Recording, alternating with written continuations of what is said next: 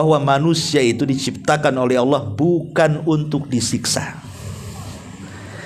Allah itu ketika menciptakan kita bukan untuk diazab, bukan untuk disiksa, bukan untuk disusahkan, tidak.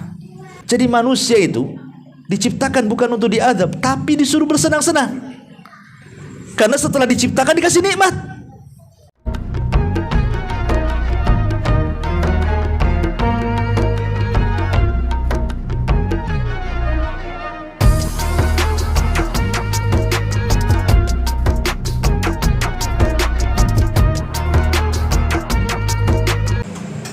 Bismillahirrahmanirrahim.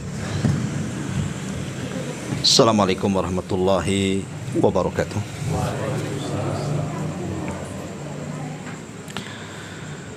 Alhamdulillah wassalatu wassalamu ala Rasulillah wa ala alihi wa sahbihi wa mawalah wa la hawla wa la quwata illa billahi wa ba'du.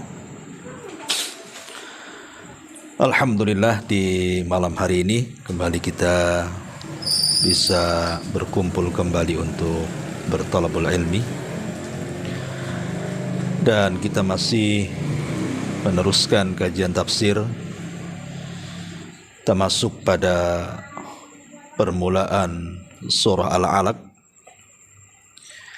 dan malam ini kita akan membahas 5 ayat pertama dalam surah Al-Alaq, karena inilah 5 ayat sebagai SK pengangkatan Nabi kita Muhammad sallallahu alaihi wasallam menjadi seorang nabi di dalam Gua Hira. Mari kita akan membahas apa isi daripada 5 ayat pertama dalam surah Al-Alaq ini.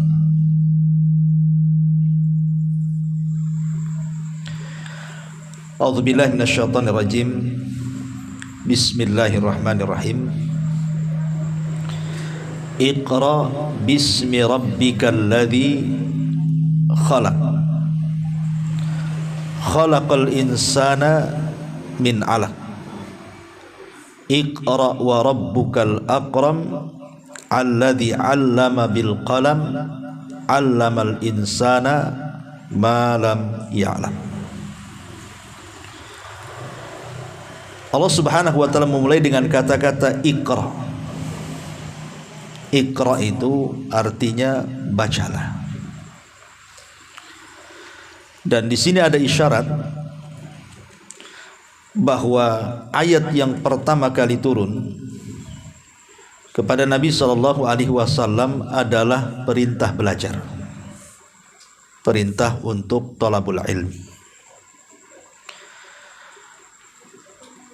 Makanya kemudian ilmu itu sangat dimuliakan dalam Islam, karena itu perintah pertama masalahnya.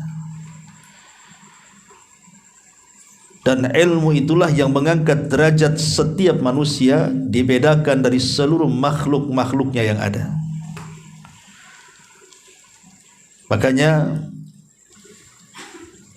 kalau kita cerita tentang kisah Nabi Allah Adam alaihi salatu wassalam saat pertama kali diciptakan oleh Allah Azza wa Jalla,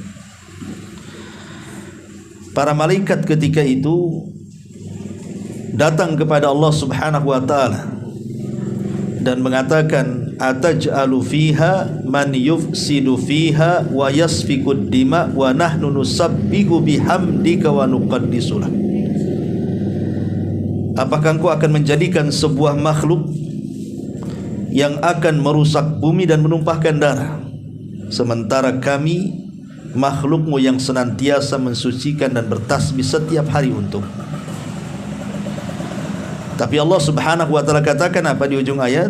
Inni a'lamu ma la ta'lamun. Aku lebih tahu tentang ciptaan ini, maksudnya Adam, dibandingkan kalian.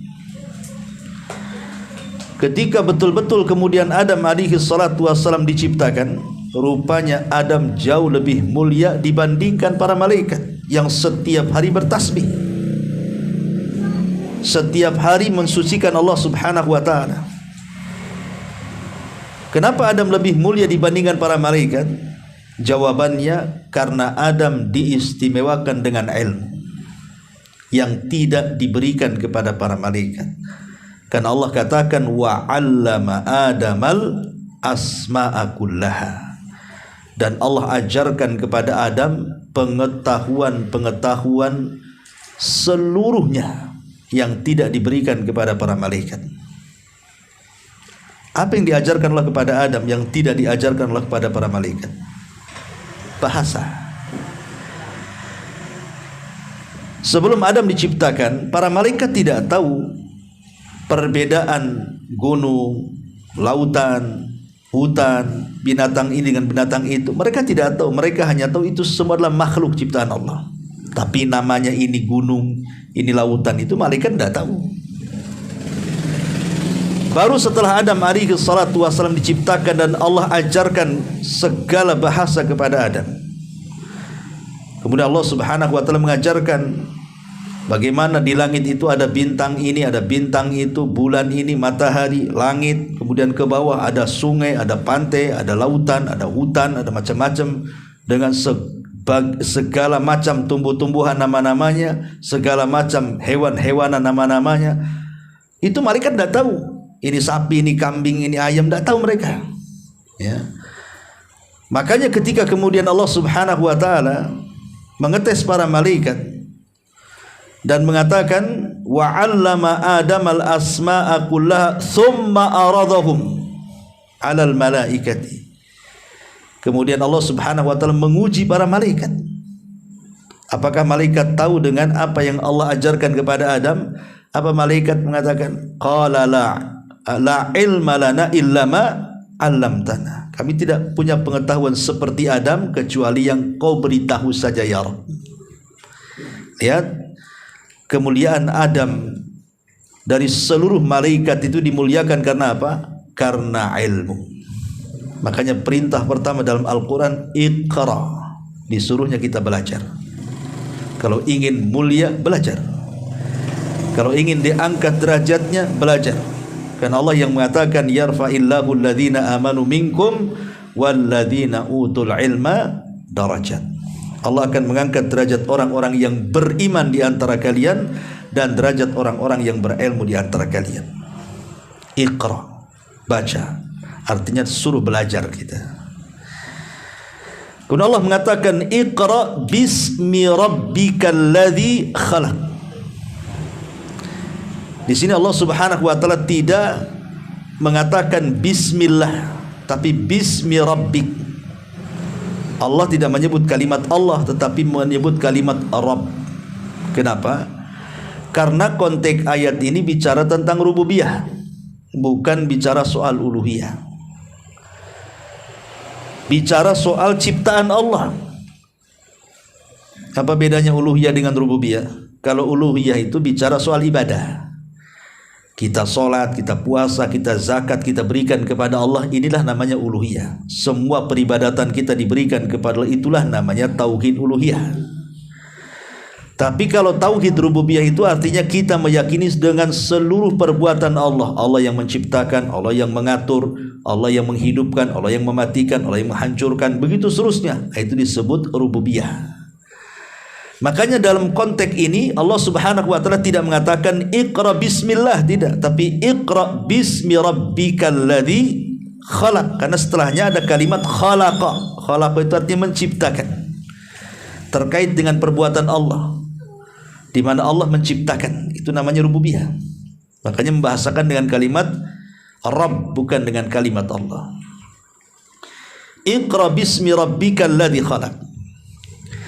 Bismi rabbikal ladzi khalaq. Di sini ada faedah bahwa hendaklah segala sesuatu dalam kehidupan kita itu jangan lupakan Allah Subhanahu wa taala. Dengan cara apa? Dengan cara menyebut namanya. Bismi rabbikal ladzi khalaq, dengan menyebut nama Rabbmu, Tuhanmu yang telah menciptakan. Karena kalau kita lihat di beberapa perintah dalam ibadah, ya, hampir semuanya ibadah-ibadah itu dimulai dengan bismillah. Ketika antum menyembelih, baca basmalah, ya kan? Ketika orang meruqyah, baca basmalah. Ketika orang baca Quran, baca basmalah. Ketika masuk kamar mandi baca basmalah, kemudian Allahumma inni a'udzubika minal khubthi wal khaba'is. Ketika antum mau tidur baca basmalah. Artinya basmalah itu penyebutan kita terhadap Tuhan kita itu jangan pernah dilupakan, baik dalam konteks ibadah atau dalam konteks muamalah. Antum berangkat dari rumah ingin kerja baca basmalah, bismillahi tawakkaltu 'alallah la haula wala quwata illa billah. Antum memulai pekerjaan di kantor baca basmalah, ambil pena mau nulis bismillah, kan itu. Antum naik mobil, naik motor, bismillah. Apa saja, perbuatan apapun jangan lepaskan menyebut nama Allah. Kenapa? Karena ada dua faedah dalam kalimat basmalah itu. Di situ ada ba, bismillah, ya. Kata para ulama bahwa ba dalam kalimat bismillah itu memiliki dua faedah. Pertama, ba lil isti'anah. Dengan menyebut bismillah itu artinya kita sedang meminta pertolongan kepada Allah Subhanahu wa taala. Ini yang pertama. Yang kedua, dari isti'anah itulah muncul barakah. Dari isti'anah itu muncul barakah karena kita bertawasul dengan nama Allah Subhanahu wa taala, maka muncul berkah. Makanya siapapun kata para ulama, orang kalau bekerja dimulai dengan basmalah, maka dia akan mendapatkan dua keutamaan. Pertama, isti'anah dari Allah. Yang kedua, keberkahan dari Allah. Karena begini ikhwan logikanya, setiap pekerjaan apapun, antum sebagai nelayan, sebagai supir taksi, sebagai tukang ojek online atau apalah, atau yang di kantor atau yang di lapangan, pasti setiap pekerjaan itu ada risiko. Tidak mungkin gak ada risiko pekerjaan itu kan. Nelayan ya risikonya tenggelam. Kalau kerja di jalan ya kalau nggak nabrak ditabrak. Kalau di kantor ya di PHK, gak beres kerjanya. Kalau las nanti pula kaki dia kelas pula kan gitu. Ya namanya pekerjaan kan, setiap pekerjaan apapun, mau kerjaan berat mau kerjaan ringan itu pasti ada risiko. Lah karena setiap pekerjaan itu ada risiko, berarti di sini kita berhajat kepada apa? Pertolongan Allah. Kita berhajat dengan pertolongan Allah. Maknanya libatkan Allah dalam setiap pekerjaan. Libatkan Allah dalam setiap pekerjaan. Makanya Nabi SAW senantiasa berdoa, Ya Rabb, fala takilni ila nafsi tarfata ainin. Ya Rabb, jangan kau bebankan pekerjaanku ini kepada diriku sendiri tanpa ada dirimu walaupun sekejap mata. Rasul tidak mau sekejap mata saja Allah meninggalkannya. Karena kalau Allah sudah meninggalkan kita walaupun sekejap mata, pasti ada masalah. Makanya pekerjaan apapun, kalau pekerjaan itu ringan, maka Allah akan mudah menyelesaikannya. Tapi kalau pekerjaan itu berat, dengan pertolongan Allah, maka Allah akan mengurainya sedikit demi sedikit. Tapi kalau Allah tidak terlibat dalam pekerjaan kita, sekecil apapun pekerjaan kita akan rumit tuh. Apalagi pekerjaannya besar, makin rumit lagi. Karena yang menjadikan rumit itu mudah, itu karena pertolongan Allah. Makanya kalau kita bekerja karena ada risiko, Anda sebagai nelayan, bismillah, masuk kapal. Karena kalau tidak ada pertolongan Allah, bisa aja tenggelam tuh kapal tuh. Kalau di jalan bisa ditabrak atau nabrak. Ya, kalau di kantor mungkin kecelakaan atau apa. Kalau di bangunan bisa saja jatuh dari ketinggian. Kita tidak tahu.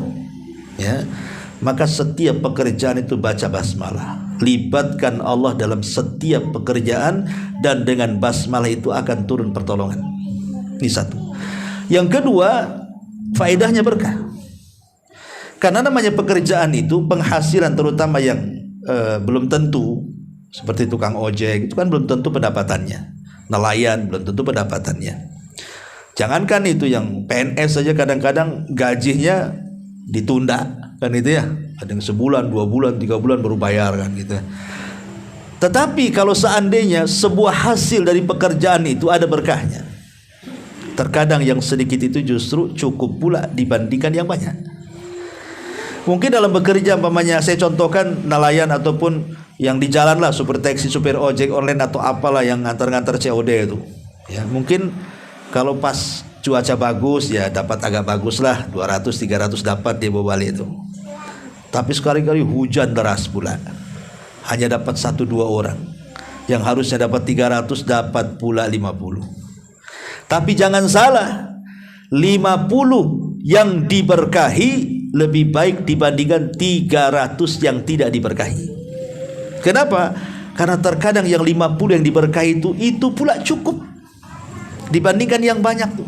Itulah makna berkah.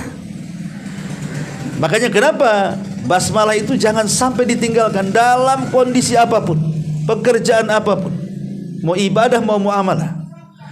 Karena itu sangat penting dan sangat ajaib itu baca basmalah.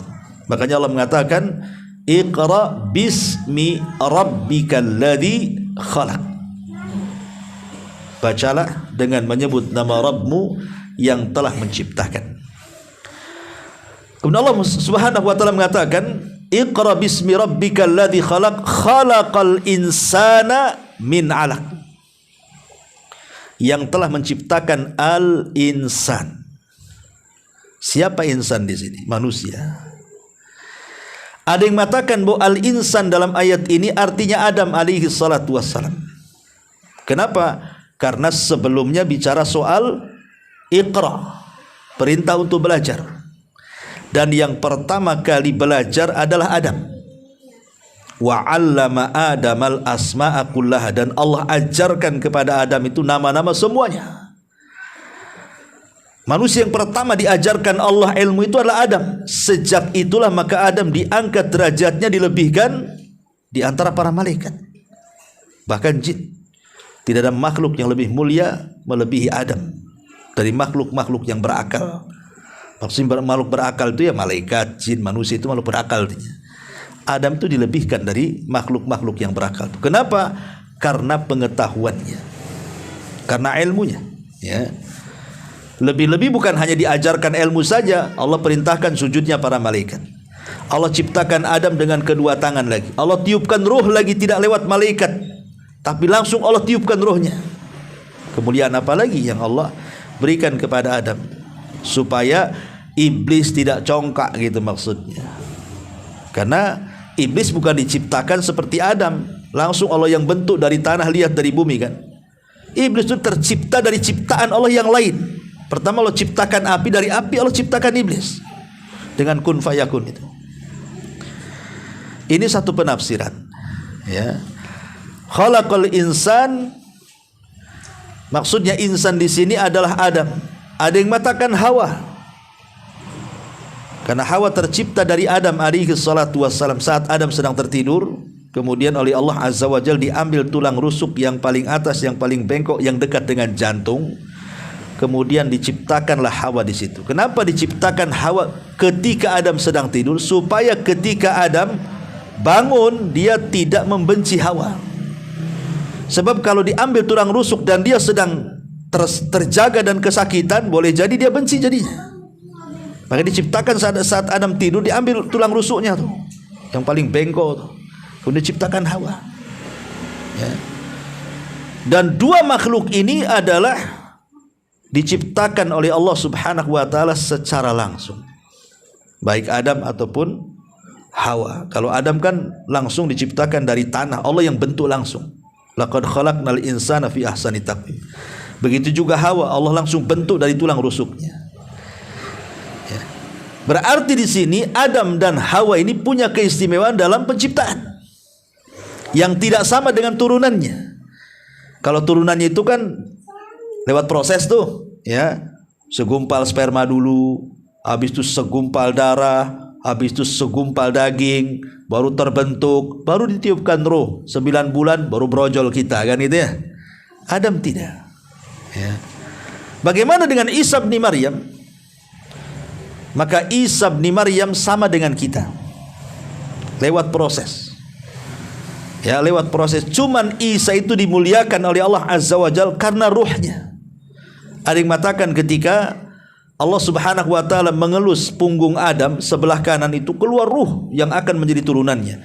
Kemudian diusap punggung sebelah kiri, keluar ruh yang akan menjadi turunannya. Yang dari kanan termasuk penduduk surga, yang dari kiri termasuk penduduk neraka. Lah dari ruh yang keluar dari pundak Adam itu ada ruh Isa bin Maryam. Inilah Allah keluarkan. Kemudian Allah letakkan di sisinya sebagai kemuliaan ruh itu. Kalau yang lain diletakkan di alam ruh. Kemudian ketika Isa hendak diciptakan, Allah perintahkan Jibril mengambil ruhnya Isa, kemudian didatangi Maryam, dimasukkan ke pesaknya. Dari pesaknya itu kemudian masuk ke rahimnya.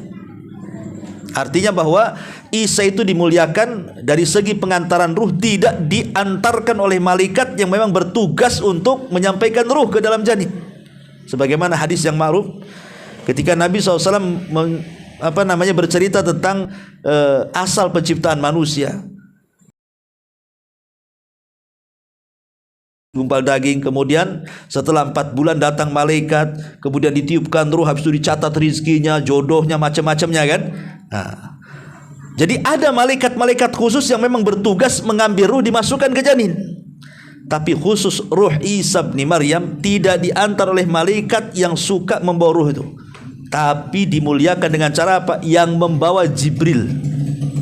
Padahal Jibril itu tugasnya menyampaikan wahyu, tapi diberikan tugas lagi karena mulianya Isa ini, makanya oleh Jibril yang mengantar wahyu ruhnya itu. Kemudian diletakkan di pesak Maryam, menjalan sampai ke janinnya. Tapi setelah masuk di janin, prosesnya sama dengan manusia. Ya, 40 segumpal sperma, nanti 40 hari berikutnya darah, 40 berikutnya lagi daging, baru terbentuk, baru ruhnya masuk, baru kemudian setelah 9 bulan keluar Isa bin Maryam. Jadi Isa sama dengan manusia yang lainnya. Ya, cuman bedanya Isa diciptakan tanpa ayah saja. Tapi kalau Adam kan tidak ada proses Adam itu. Ya, langsung dibentuk tanahnya dan Hawa langsung diambil rusuknya.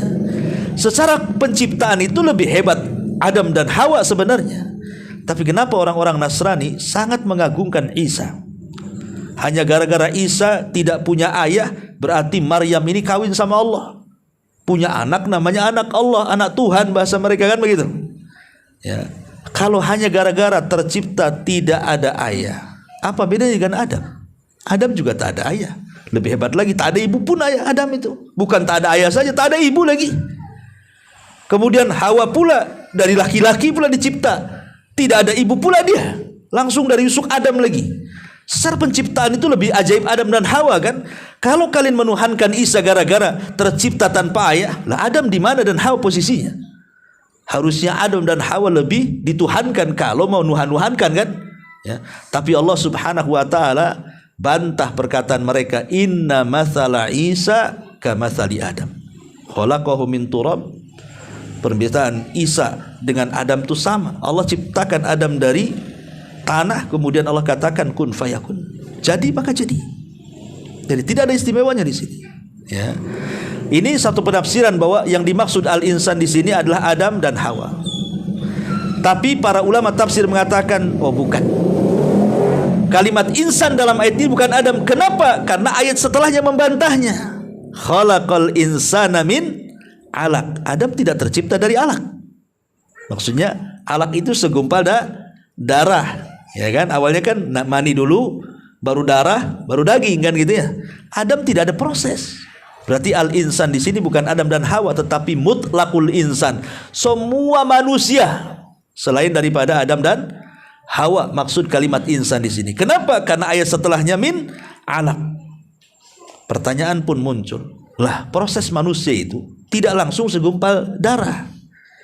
Segumpal mani dulu, baru darah, baru daging. Kenapa Allah Subhanahu wa taala tidak menyebutkan prosesnya itu? Langsung mengatakan khalaqal insana min alaq. Harusnya kan khalaqal insana min nutfah dulu, baru alaq, baru mudghah kan itu ya. Tapi kenapa ke alaq langsung? Spermanya mana? Kok langsung darah begitu ya? Begini ikhwan, dalam teori kesehatan, kalau sperma itu dia masih mudah, wanita yang masih gumpalan sperma itu untuk keguguran 40 hari pertama. Kalau seandainya seorang suami membuahi istrinya, itu di masa-masa yang rentan 40 hari pertama. Kenapa? Karena sperma itu belum nempel di rahim, memungkinkan keguguran. Ya, kegugurannya itu lebih besar. Makanya di usia awal-awal hamil itu jangan banyak beraktivitas. Ya kan? Karena belum nempel masalahnya. Tapi kalau setelah 40 hari berikutnya, itu yang tadinya segumpal sperma ganti segumpal darah. Biasanya darah itu sudah nempel di rahim. Sehingga untuk keguguran itu ya bisa, tetapi sangat jarang. Ya. Sehingga memungkinkan jadi manusia nantinya. Makanya Allah bahasakan bukan segumpal sperma tapi segumpal darah 40 setelahnya. Khalaqal insana min 'alaq. Bisa dipahami di sini? Ya. Padahal kalau kita lihat dalam hadis, prosesnya kan nggak begitu. Mani dulu, darah baru daging. Ini nggak langsung darah saja. Bukan begitu maksudnya. Karena umumnya kalau sudah jadi segumpal darah itu untuk keguguran sangat sulit. Tapi kalau baru sperma itu sangat mudah sekali untuk jatuh. Ini satu faedah. Yang kedua, kenapa dalam surah Iqra ini Allah Subhanahu wa taala tidak menyebutkan semuanya prosesnya? Umpamanya Iqra bismi rabbikal ladzi khalaq, khalaqal insan min nutfah, tsumma min 'alaq, tsumma min mudghah, umpamanya begitu ya. Allah menciptakan manusia dari segumpal mani, segumpal darah, segumpal daging. Kenapa enggak disebutkan semuanya? Kenapa hanya darah saja? Pertama, tadi saya sudah jawab. Yang kedua, karena surah Iqra 1-5 itu adalah ayat yang pertama kali turun. Belum ada ayat dan surat yang turun sebelumnya. Inilah ayat 5 ayat pertama yang pertama turun, mengajarkan Nabi SAW yang namanya bidayah al-amri, ya, permulaan belajar itu tidak mungkin langsung dijelaskan semuanya. Permulaan belajar itu ya sikit-sikit, ya kan, supaya paham, gitu ya. Tidak langsung dirinci begitu. Karena ini kan permulaan belajar namanya. Allah baru memulai mengajar Nabi SAW lewat wahyunya, lewat Jibril. Ya tentu yang global-global dulu, yang mudah-mudah dulu, enggak langsung semuanya. Dan di sini juga ada pelajaran bagi kita sebagai pendidik, antum orang tua yang mendidik anak itu. Dalam dunia pendidikan itu harus tadarruj, kasih yang mudah dulu. Jangan yang sulit-sulit dulu. Umpamanya anak ini mau belajar Quran, antum langsung kasih Quran, baca anak, mana bisa dia? Ya, jangan Quran dulu, kasih Iqra dulu. Suruh a, ba, ta, sa, ja, habis itu dirangkai-rangkai. Ya, habis itu dibaca, kemudian mulai lancar, kemudian mau Quran, baru setelah lancar Qurannya mulai tajwidnya, tahsinnya, kan begitu ya, ada proses kan gitu ya. Kalau permulaan belajar itu kan enggak mungkin langsung rinci semuanya. Orang masuk pondok juga gitu. Umpamanya ada anak antum masuk ke pondok saya di Jabal Uhud, ya enggak mungkin juga saya suruh ajari nahwu, sorof, fikih, akidah, usul fikih, usul hadis. Bukan dapat ilmu, yang ada pulang gila tuh. Semua apa ini? Ini belum paham itu enggak. Makanya ada istilah man akhadha jumlatan faqadal jumlah. Orang kalau tergesa-gesa ingin dapat banyak, hilangnya juga banyak tuh. Enggak akan dapat. Makanya ada tadarruj, pelan-pelan. Lah di sini dalam belajar seperti itu. Makanya Rasul tidak rinci, Allah tidak rinci, tetapi Allah hanya kasih tahu. Ini karena permulaan belajar masalahnya ya. Khalaqal insana min 'alaq. Ya. Kemudian Allah mengatakan Iqra wa rabbukal akram. Iqra wa rabbukal akram. Bacalah, dan Rabbmu adalah Maha Akram, Maha Pemurah. Karim, pemurah. Akram, lebih pemurah lagi. Artinya di sini Allah Subhanahu wa taala ingin menyebutkan apa? Kemurahannya yang berkaitan dengan nikmat. Kalau Iqra yang pertama bicara soal tauhid. Ya, bacalah dengan menyebut nama Tuhanmu yang menciptakan. Ini bicara tauhid. Sekarang bicara nikmat. Ya, Iqra wa rabbukal akram. Kalau kita lihat di dalam surah Al-Alaq ini, dari awal sampai akhir ada 4 perintah. 2 di awal, 2 di akhir. Perintah pertama Iqra, perintah kedua Iqra juga, perintah ketiga sujud, wasjud, kemudian perintah terakhir waqtarib. Kan itu ya. Jadi ada fi'il amr dalam bahasa Arab atau dalam bahasa kita ini, kata kerja bentuk perintah itu dalam surah Al-Alaq itu ada 4. 2 di awal, 2 di akhir. Iqra bismi rabbikal ladzi khalaq. Iqra, baca, ini perintah. Dan yang kedua, Iqra wa rabbukal akram. Iqra, baca, ini perintah juga. Yang ketiga wasjud, sujud, waqtarib, dan mendekatlah. Kan itu ya. Ini bahasa Arab ini ajaib ya kawan. Perintah yang kedua ada hubung kait dengan perintah yang kedua akhir. Maksudnya apa?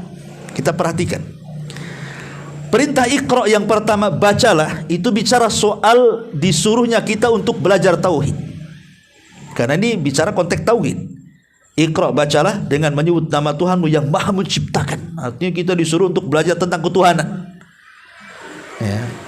Kemudian setelah kita mantap tentang ketuhanan kita, baru bicara soal nikmat. Bahwa Allah Subhanahu wa taala zat yang Maha Esa, yang Maha Kuasa, yang Maha mengatur segalanya, sudah memberikan nikmat kepada kita karena Allah itu Akram, pemurah. Nah, setelah kemudian kita tahu bahwa Allah itu Maha Kuasa, Maha segala-galanya, dan Allah sudah memberikan banyak nikmat kepada kita, maka hendaklah ketika kita menghadapi nikmat, apa kewajiban kita? Bersyukur. Caranya apa? Wasjud. Disuruh sujud kita dalam bentuk syukur nikmat. Ya, dengan sholat itu kita bersyukur itu. Baru setelah kemudian bersyukur dengan cara sujud dan sholat, waqtarib, kita disuruh istiqomah, terus mendekatkan diri kepada Allah Azza wa Jalla. Itu faedah dari 4 perintah surah Al-Alaq ya. Taib. Di sini Allah Subhanahu wa taala mengatakan Iqra wa rabbukal akram. Bacalah wahai Muhammad. Rasul disuruh belajar tentang nikmat di sini. Wa rabbukal akram. Dan Allah Subhanahu wa taala Rabb yang Maha Akram, yang Maha Pemurah, yang sudah banyak memberikan nikmat kepada kita. Perhatikan di sini. Kenapa Allah Subhanahu wa taala tidak membalik saja? Pokoknya Iqra wa rabbukal akram, baru ayat yang kedua Iqra bismi rabbikal ladzi khalaq. Tapi Allah mendahulukan khalaq baru akram. Tidak mendahulukan akram baru khalaq. Ya. Begini ikhwan. Di sini ada faedah ketika Allah mendahulukan khalaq, bahwa Dia yang menciptakan, setelah itu Dia yang memberikan nikmat dengan kekarimannya, dengan kemurahannya. Bahwa manusia itu diciptakan oleh Allah bukan untuk disiksa. Allah itu ketika menciptakan kita bukan untuk diazab, bukan untuk disiksa, bukan untuk disusahkan, tidak. Ya. Karena Allah setelah menyebut kalimat khalaq, Allah menyebut kalimat akram. Bacalah wahai Muhammad, pelajari dengan menyebut nama Rabbmu yang telah menciptakan segala sesuatu termasuk kita. Setelah itu Allah berikan nikmat kepada kita, Allah muliakan kita. Jadi manusia itu diciptakan bukan untuk diazab, tapi disuruh bersenang-senang. Karena setelah diciptakan dikasih nikmat. Ya.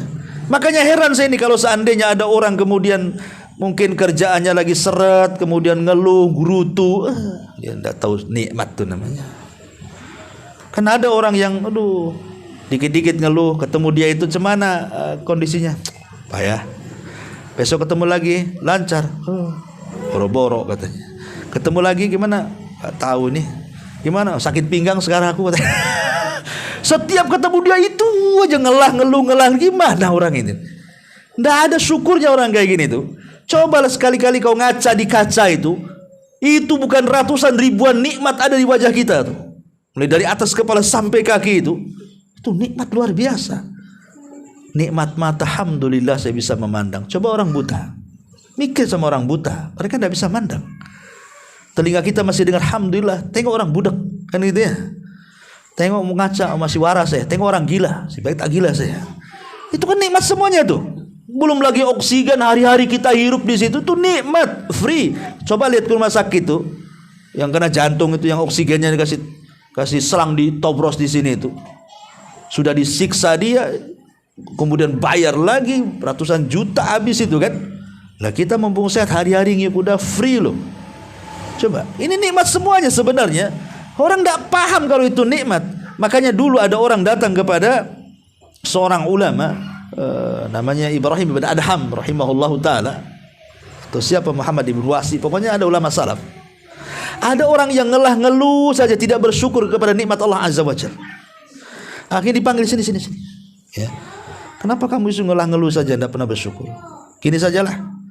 Gimana kalau seandainya tanganmu kau potong, aku beli 20 dinar. 20 dinar banyak kan itu. Mau nggak? Katanya. Ya enggak mau lah. Katanya. Gimana kalau seandainya aku tambah 20 dinar lagi, potong kaki. Kalau 2 sudah 40 tuh. Kalau tangan udah 40, kalikan tuh. Harga matamu 20, tambah lagi. Harga telingamu 40. Mau nggak? Ini saya siapkan duitnya nih. Nggak mau. Artinya kalau seharga itu ada di badan kita, berarti kita kaya itu sebenarnya. Kan itu ya. Kaya sebenarnya. Ya. Itu tidak bersyukur seperti itu. Padahal Allah Subhanahu wa taala tegas-tegas mengatakan, kita ini makhluk yang diciptakan habis itu diberikan nikmat. Bersyukurlah akan nikmat itu. Ya, redha dengan pemberian Allah disebut qanaah namanya. Itu makna kenapa Allah mendahulukan khalaq baru akram. Ya. Jadi manusia itu diciptakan untuk akram, dimuliakan dengan cara kemurahan Allah. Tetapi ikhwan, dari semua nikmat yang Allah anugerahkan kepada kita, sebutkan nikmat apa? Makan, nikmat. Minum, nikmat kan? Pakaian, nikmat. Rumah, nikmat. Itu kan nikmat. Ya. Tapi semua nikmat yang Allah berikan kepada kita, dari makanan yang kita harus makan kalau tidak mati, dari minuman yang harus kita minum kalau tidak mati, kalau nggak berpakaian tak matilah, paling dianggap gila aja kan. Kan itu. Tapi tidak ada nikmat yang jauh lebih mulia dibandingkan ilmu. Makanya Allah lanjutkan ayatnya, alladzi 'allamal insana ma lam ya'lam. Iqra wa rabbukal akram alladzi 'allamal insan, yang telah mengajarkan manusia. Seolah-olah Allah ingin katakan, inilah nikmat terbesar yang Allah anugerahkan kepada kita berupa ilmu, lebih besar dibandingkan makan, minum, tidur dan begitu seterusnya. Kenapa? Karena makan, minum, berhubungan, tidur itu berserikat antara kita dengan binatang. Ya, kita makan, kucing juga makan. Kita makan, kambing juga makan. Kita minum, sapi juga minum. Ya, kita tidur, mereka lebih tidur. Apa bedanya? Yang membedakan kita dengan mereka apa? Yang membedakan kita dengan binatang cuma ilmu. Kita cerdas, binatang bego. Makanya kita bisa membego-begokan binatang. Tapi binatang nggak bisa membego-begokan kita. Kan gitu ya. Nggak bisa. Kita bisa ngeprank mereka, mereka tak bisa ngeprank kita. Ya. Karena kita dilebihkan dari ilmu. Alladzi 'allamal insana ma lam ya'lam. Iqra bismi rabbikal ladzi khalaq. Khalaqal insana min 'alaq. Iqra wa rabbukal akram alladzi 'allamal insana ma lam Iqra bismi rabbikal ladzi khalaq. Khalaqal insana min 'alaq. Iqra wa rabbukal akram alladzi 'allamal insana ma lam ya'lam. Ya. Dan kita tahu bahwa surah Iqra ini adalah surat yang pertama kali sampai kepada Nabi SAW yang bicara soal ilmu. Ya. Dan ilmu itu adalah pertama kali yang Allah Subhanahu wa taala catat di Lauhil Mahfuz dengan kolamnya. Ketika Allah menciptakan kolam, apa yang diperintahkan? Hei kolam, catat segala sesuatu. Apa yang dicatat? Pengetahuan Allah. Tapi tidak semua, ya. Sebagian pengetahuan Allah disuruhnya pena itu nulis di Lauhil Mahfuz. Dan dari sini kita katakan bahwa ada 4 makhluk yang langsung diciptakan dengan kedua tangan Allah. Pertama Adam, diciptakan dengan kedua tangan Allah. Yang kedua papan Taurat itu yang diberikan kepada Musa. Yang ketiga surga Aden, ya, surga Aden. Yang keempat adalah kolam. Ini 4 makhluk langsung diciptakan dengan kedua tangan Allah Subhanahu wa taala, dan ini merupakan kemuliaan, ya, kemuliaan tentang ilmu. Karena kolam langsung diciptakan Allah, dan kolam itu alat untuk belajar. Pena itu alat belajar. Ya. Wallahu a'lam bishawab. Inilah tafsir singkat dari 5 ayat pertama surah Al-Alaq. Mudah-mudahan ada manfaatnya, karena sudah jam 9 juga. Kita tutup dengan doa kafaratul majlis. Subhanallah bihamdika asyhadu an la ilaha illa anta astaghfiruka wa atubu ilaik. Allahu ta'ala alam. Assalamualaikum warahmatullahi wabarakatuh.